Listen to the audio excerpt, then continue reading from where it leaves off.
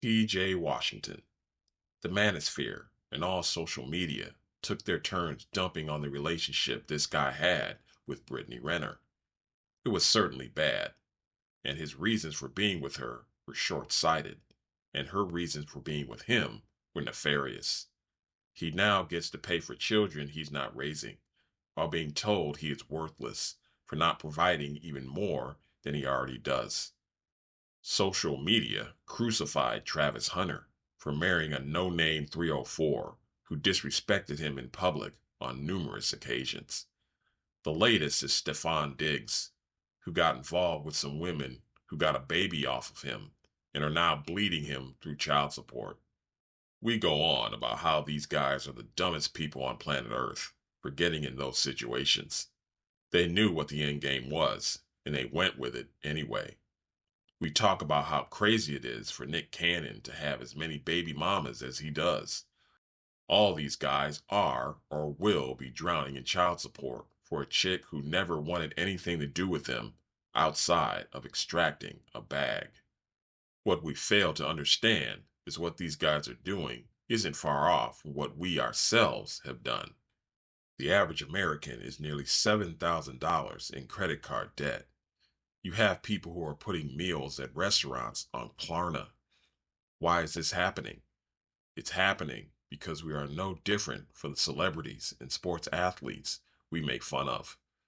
We can't afford to get some hot chick pregnant and pay child support, but we can afford to throw hundreds and even thousands of dollars at a video game. I'm not even talking about AI girls, though that's a thing as well. I'm talking about microtransaction video games. I talked about this in a video I did a few years ago called The New Narcotics. Our parents did drugs and alcohol, and we do video games and pornography. There are people spending thousands of dollars a month on a gacha game or a loot box. They actually had to come out with laws to stop this in the UK because it became a problem. No longer do you need to go to the casino to ruin your finances. You can go bankrupt playing your favorite video game. People have cars they can't afford, subscription services they can't afford. Everyone is spending above their means on whatever vice they have. We see Nick Cannon's situation with the women he impregnated as crazy, but the only difference between him and the guy in his studio apartment spending money on a microtransaction game is Nick can trick his money off on more expensive items. It's easy to critique others. It's hard to look in the mirror. Most of us are doing the same things these celebs are, but in a different way. And we would be doing the same exact thing if we had more money and could afford it. There are plenty of working class people with children by random females. We're doing these things on a smaller scale. We're in debt for a car, a video game, a woman, gambling, food, not groceries, but eating out. We're no different from any of these guys I mentioned.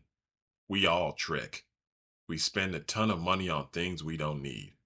Tinted windows, rims, sound systems.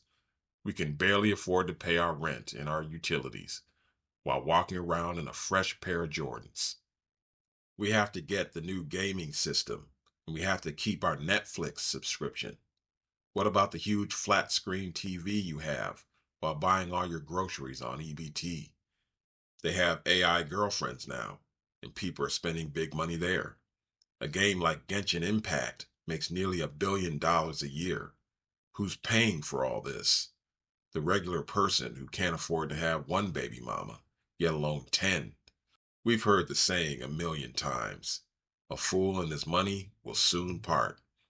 We've also heard the song a million times. Everybody plays the fool. We're all in this together. If we were to take a hard, honest look at ourselves, we'd realize guys like PJ and Stefan are us. We would take caution on how we use our limited resources. We put a lot of energy and a lot of money into convincing other poor people we're not as poor as them.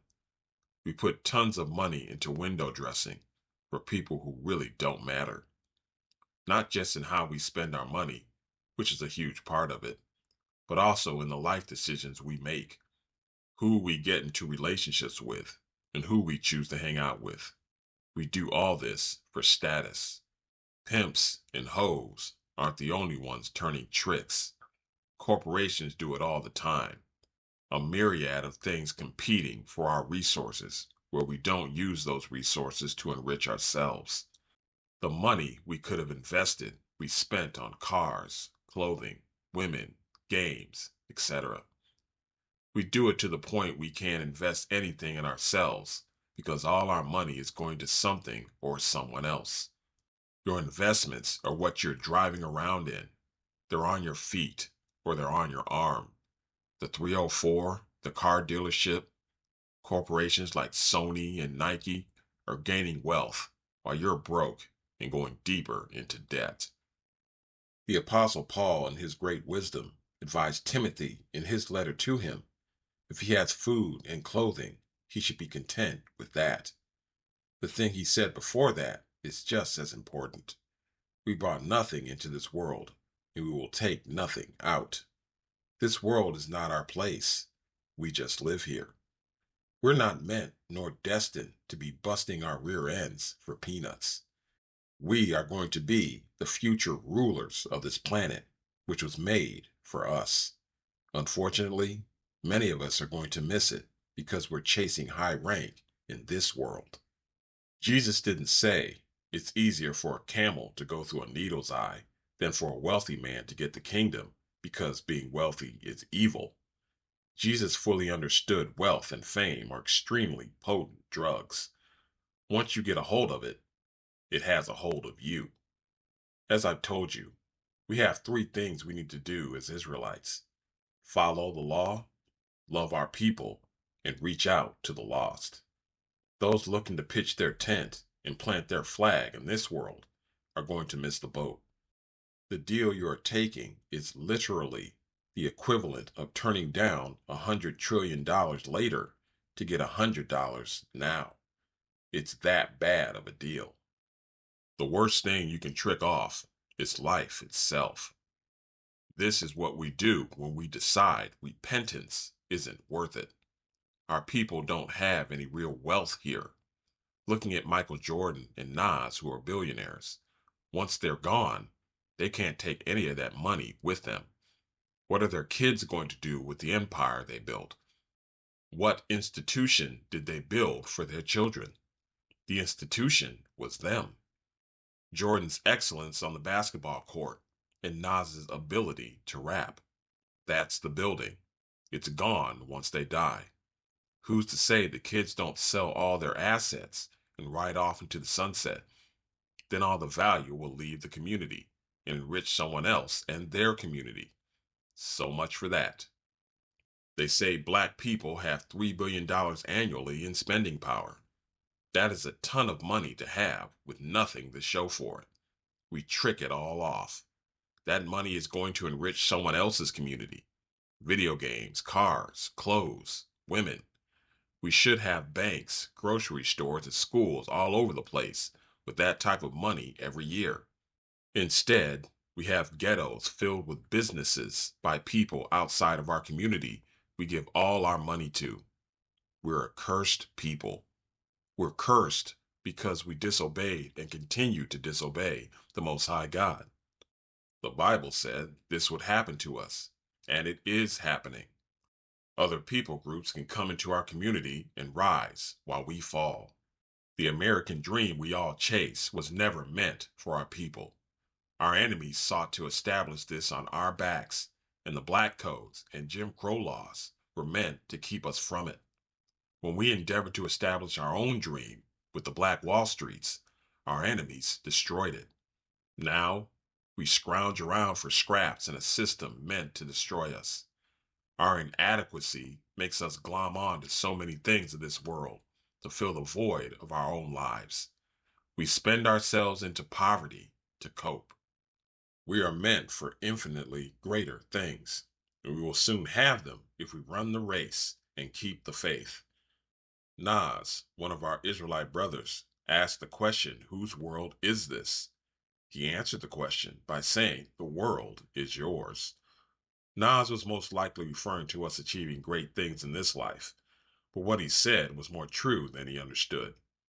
If the Most High can make a donkey speak, he can make a worldly man say profound truths. Most of our people are not experiencing the great things this world has to offer. To those people who are Israelites, I say, do what you have to do to make sure your basic needs are met. After that, repent, follow the law, and become a light to those in the darkness to come back to their heritage. What you are experiencing is only temporary.